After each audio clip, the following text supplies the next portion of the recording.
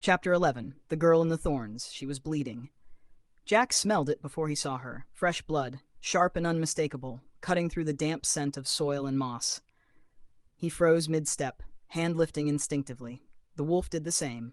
Not tense, not hostile. Alert. "She's alive," Jack murmured. They found her tangled in a bramble pit just beyond the eastern traps. Thorned vines wrapped around her legs and arms, torn and bloody, as if the forest itself had tried to claim her. Pale silver hair spilled across the ground, matted with dirt and blood, long ears, delicate, unmistakable. An elf. Jack's heart sank. An elf that deep in the demon forest meant only two things: desperation or disaster. She was unconscious. Jack moved quickly, cutting away the vines with careful hands.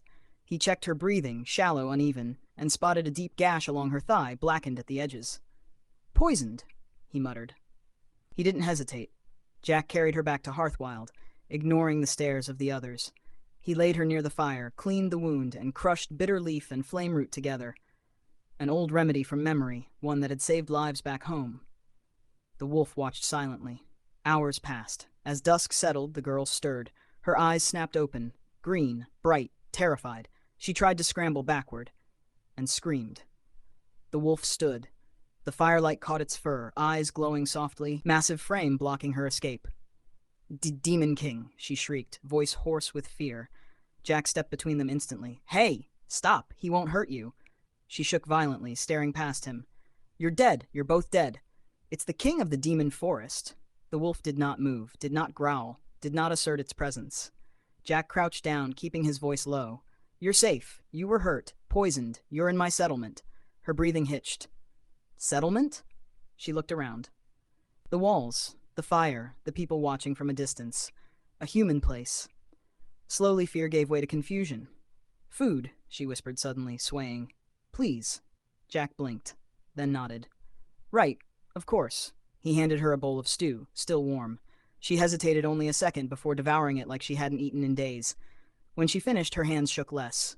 Her breathing steadied. The wolf lay down. The pressure vanished. Her eyes widened again, but this time with disbelief. "It listens to you," she said quietly. Jack smiled faintly. "More like we listen to each other." Silence stretched. "My name is Lyrian," she said at last. "I was separated from my caravan. The forest changed, paths moved, monsters hunted us." Jack nodded. "That tracks." She glanced at the wolf again, then back at Jack. "If the king of the forest allows me to live, then I will repay the debt." Jack scratched the back of his neck. "You don't owe me anything, but if you want to stay, I won't turn you away." Her ears twitched. "You'd let an elf remain here?" she asked. "This place is for survivors," Jack said. "Species doesn't matter." For the first time she smiled. Small, tired, but real. The wolf's eyes watched her carefully. Not with hunger, with judgment. That night, Lyrian slept by the fire, wrapped in a blanket, no longer bleeding, no longer alone. And when she woke from a nightmare, it wasn't fear that greeted her, but the steady presence of a human who chose kindness, and a demon king who allowed it.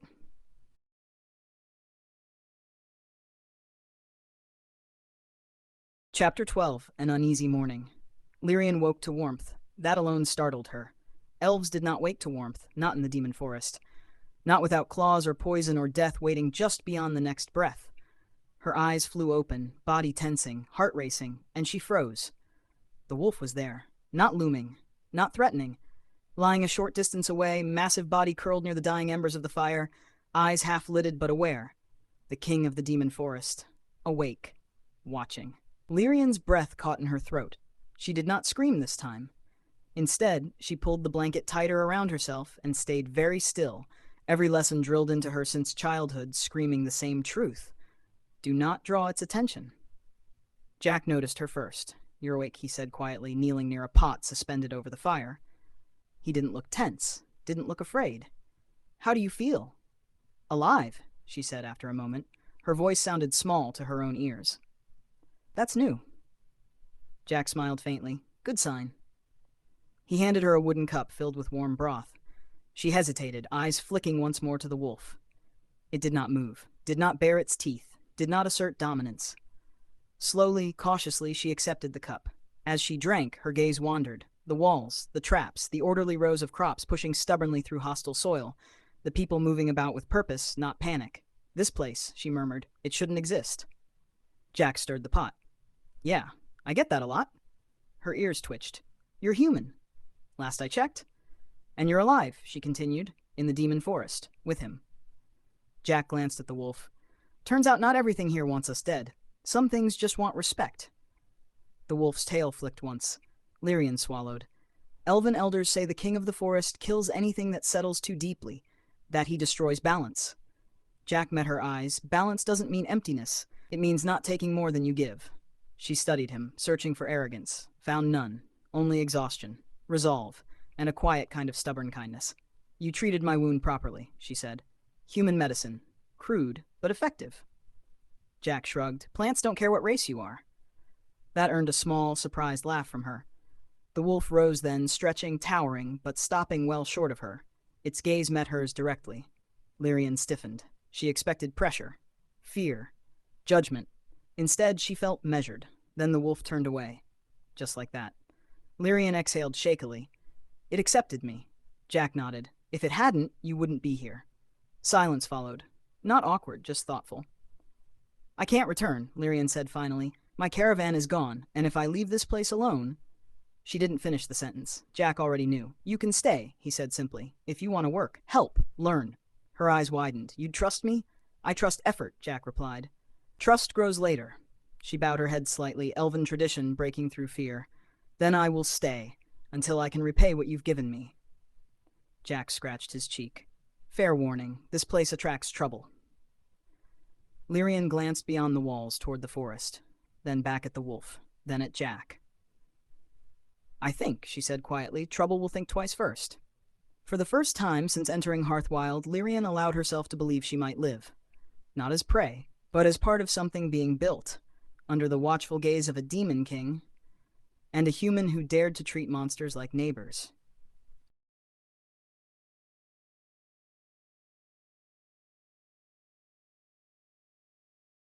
Chapter 13, Roots of Trust.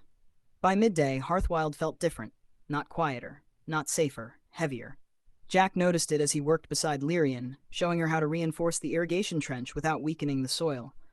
The forest watched more closely now, not with hunger, but with intent. Word had spread, not in voices, but in instinct.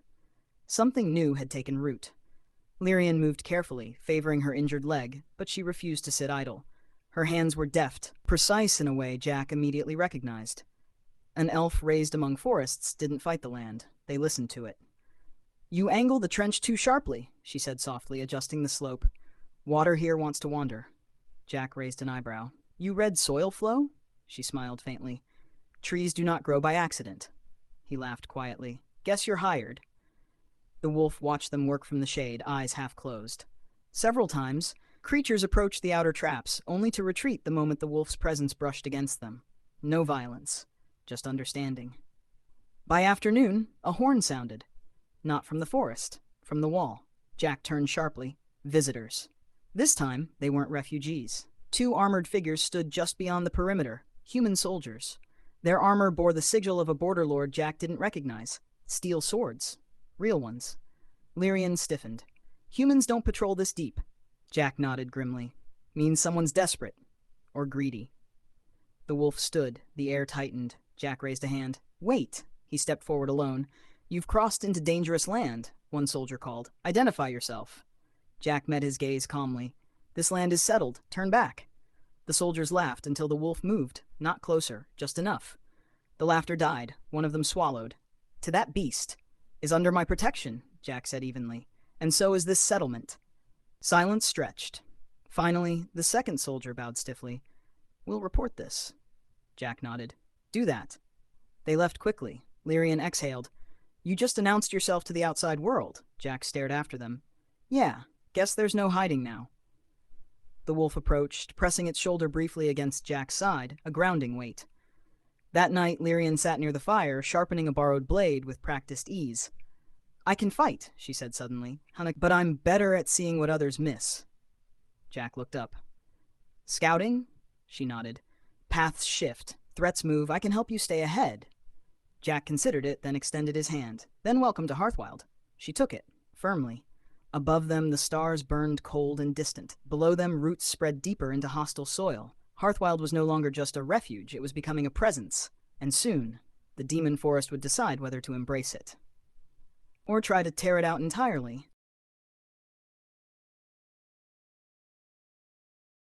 Chapter 14. The Forest Answers. The answer came sooner than Jack expected. That night, the wind changed. It slipped through Hearthwild's walls like a whisper, carrying the scent of damp earth and old magic. The fire flickered low, flames bending unnaturally as if bowing to something unseen. Jack woke instantly, every instinct screaming. The wolf was already on its feet. Not tense, not alarmed, respectful. Lyrian stirred beside the fire, sitting up slowly. Her ears twitched, eyes unfocused, as if listening to something deeper than sound. "They're coming," she whispered. "Not enemies, not allies." Jack rose, gripping his spear. "Then what?" "Judges," she said quietly. The forest shifted. From between the trees emerged figures made not of flesh alone, but of bark, stone, and living root, tall, ancient. Their forms blurred at the edges, as if reality itself struggled to define them. Forest spirits, high ones. The refugees retreated instinctively. No one screamed.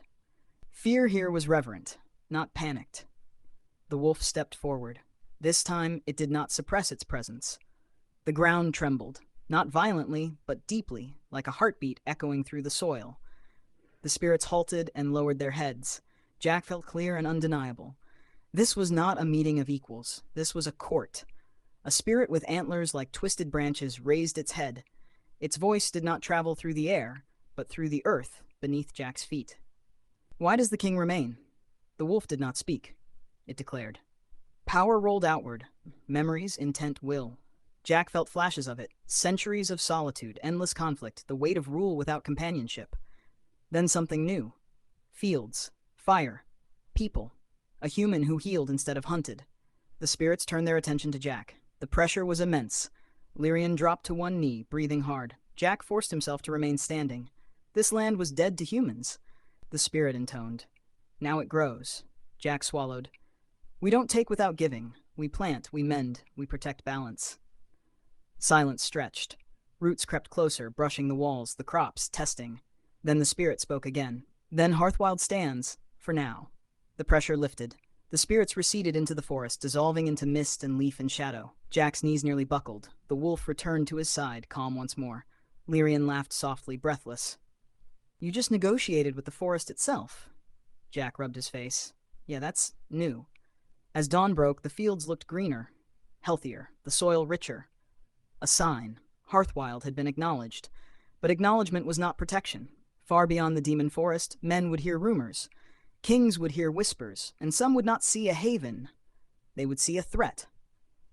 Jack looked at the walls, at the people beginning their day, at the wolf who ruled without cruelty. We need to prepare, he said quietly. The wolf's eyes gleamed. The forest had answered. Next time it might not be so patient.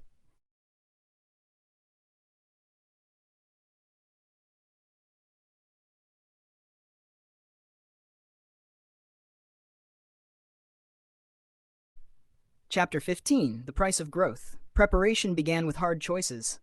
Jack stood at the edge of Hearthwild at dawn, watching mist coil between the trees. Since the forest spirit's visit, the land had grown richer. But that blessing came with weight. Rich land drew attention. Attention drew blood. Behind him, Hearthwild stirred to life. Fields expanded cautiously, never cutting too deeply into the forest. Lyrian mapped safe paths, marking trees that watched and ones that warned. The wolf walked those paths at night, reinforcing an unspoken boundary that even monsters hesitated to cross. But peace never lasts. It arrived in the form of a wounded boy. He collapsed near the outer traps just after noon, barely conscious, clothes torn by claws and thorns. Jack and Lyrian dragged him inside as the wolf circled once, scenting danger. The boy gasped awake, eyes wild. They're coming. Humans. With mages. Jack's stomach sank. How many? Enough, the boy whispered. They burned the fringe villages, said the demon forest was being claimed. Claimed. Jack clenched his fists. Lyrian's expression hardened. They'll use fire magic. It kills forests fast. The wolf growled low, not in rage, but in warning. That evening, Jack gathered everyone. We don't fight armies head-on, he said calmly. We survive them. Traps were reset, deeper, smarter. Fire breaks were dug. Crops closest to the forest were thinned, leaving clear lanes where magic would falter and ambush would thrive. The wolf did not leave. It stayed at the front, visible, a statement. At sunset, torches appeared beyond the trees. Voices followed, human, confident, afraid. A man stepped forward in ornate armor, flame sigils etched into his gauntlets. "By decree of the crown," he shouted, "this land is to be cleansed and brought under control." Jack stepped onto the wall. "This land already has guardians." The wolf's eyes ignited with cold light. The mage's confidence faltered. "You've allied with the Demon King," the man spat. "That makes you enemies of mankind." Jack met his gaze steadily. "No, it makes us neighbors." For a heartbeat, no one moved. Then the forest moved first. Roots erupted, tripping soldiers. Fog swallowed torches. Howls echoed, not attacks, but warnings layered with power. The wolf stepped forward one pace. The pressure alone broke their formation. The mage stumbled back. "Retreat!" They fled, leaving weapons, pride, and fear behind. Silence returned slowly. Jack exhaled. Lyrian looked at him. "They'll come back, stronger." Jack nodded. "Then we grow smarter." The wolf sat beside him, massive and steady. Hearthwild had chosen its path, and from this moment on, survival would no longer be enough. They would have to endure.